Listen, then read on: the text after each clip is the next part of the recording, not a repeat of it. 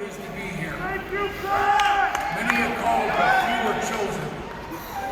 I am so incredibly proud of the Hart Foundation, the portion of the tank, the pink and black attack.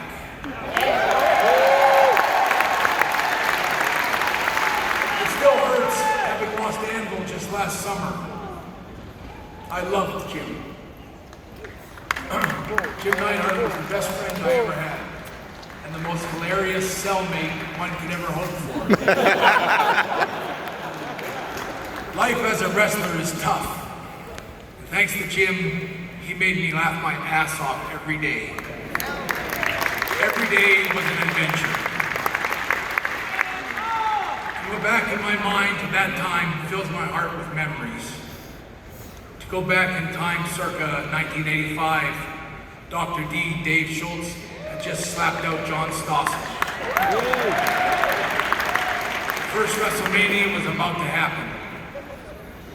I'd been toiling away in the WWE since August of 1984 and was a father of two. And after nearly 6 months of going as plus one other match, I was told that the WWE was finally going to do something with me, Cowboy Bret Hart. I'd have a horse in every city that I would ride to the ring.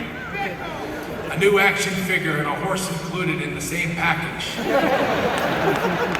Wearing chaps and a cowboy hat. Wow. I said, sure. I was traveling with the newly arrived Anvil and Adrian Adonis and decided to fill them in on my big news. They both laughed and kidded me about it all the way to Brantford, Ontario, TV tapings that day.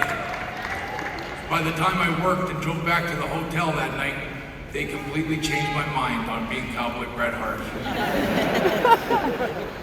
I knocked on George Scott's door at 1 a.m.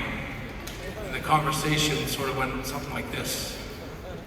I said, I don't want to be a cowboy.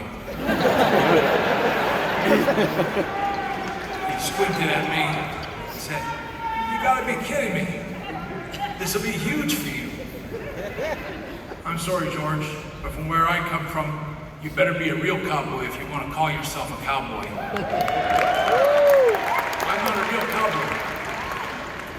George was dog-tired. After a long night at TV's, he looked at me and said, okay, don't worry, kid. We'll come up with something else for you. It was in that moment, out of nowhere, and I'm not sure where it came from, I blurted out, Jim the Anvil is managed by Jimmy Hart. Teaming up with him, turn me heel, and call us the Hart Foundation!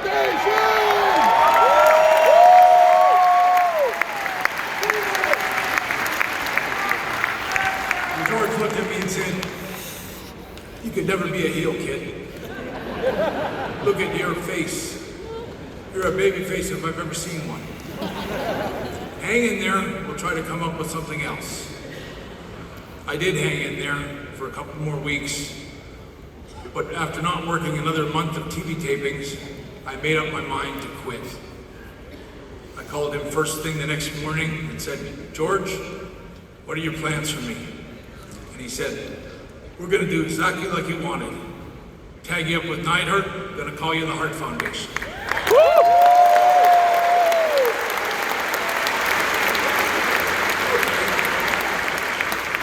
I then realized in that moment that I had never once thought to ask Jim about any of this. You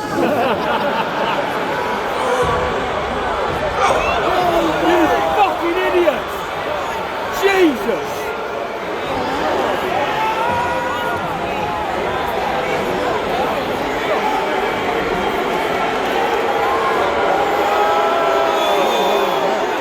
Do that, son.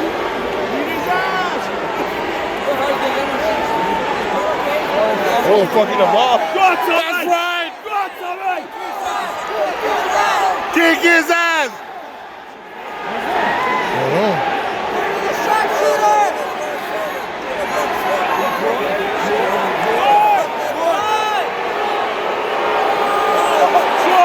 Oh, I'm a fucking punch.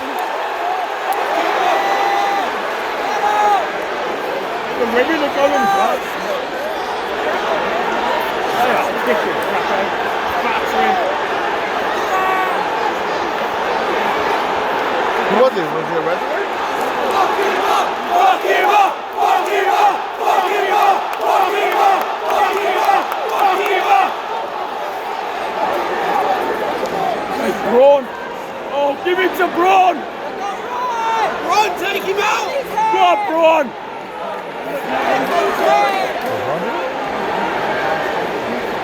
Huh?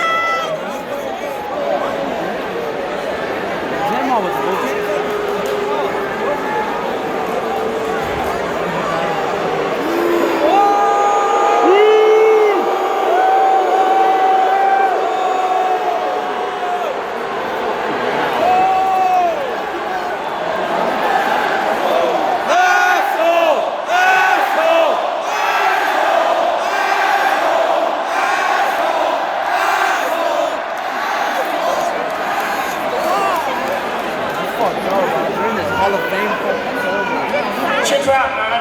Pay no attention to that man, and let's keep this going. Yeah!